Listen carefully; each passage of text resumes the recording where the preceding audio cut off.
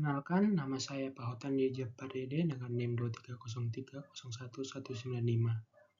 Pada kesempatan kali ini saya akan mempresentasikan ringkasan jurnal yang berjudul Penghambatan Pertumbuhan Rhizoctonia solani dan Penekanan Serangannya pada Kecambahan Tanaman Padi oleh Bakteri Endofit Padi yang ditulis oleh Fitri Widiantini dari Universitas Padjadjaran dan diterbitkan pada Jurnal Fitopatologi Indonesia pada tahun 2022, di mana penelitian ini membahas potensi bakteri endofit sebagai agen pengendali hayati yang mampu menekan penyakit hawar pada pelepah padi.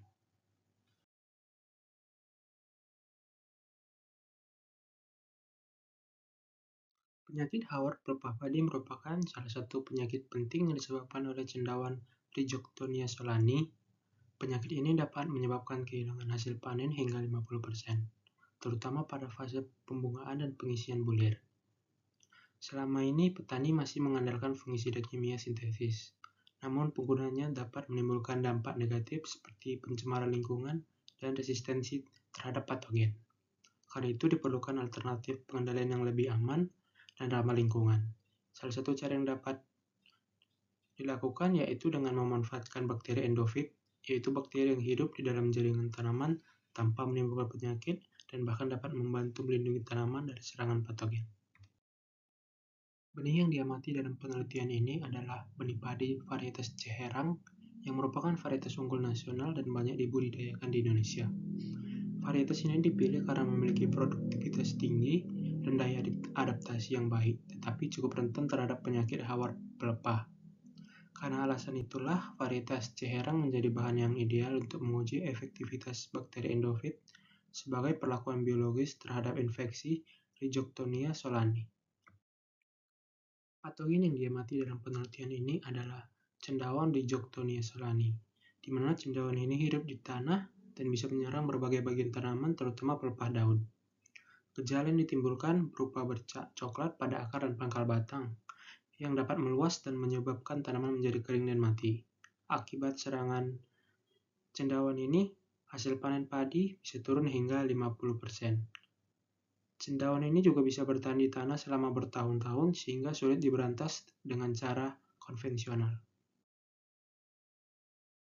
Perlakuan yang diberikan pada penelitian ini adalah bakteri endofit padi sebagai agen pengendali hayati, di mana bakteri endofit ini memiliki beberapa keunggulan, yaitu yang pertama, mampu hidup di dalam jaringan tanaman tanpa menyebabkan penyakit. Yang kedua, dapat meningkatkan penyerapan nutrisi dan hormon pertumbuhan tanaman. Selanjutnya, dapat menghasilkan senyawa antimikrob seperti antibiotik dan enzim yang dapat menghambat pertumbuhan jamur patogen. Selanjutnya, ramah lingkungan dan tidak meninggalkan residu yang berbahaya. Oleh karena itu, pemanfaatan bakteri endofit menjadi solusi yang sangat berpotensi untuk mengurangi ketergantungan terhadap pestisida kimia.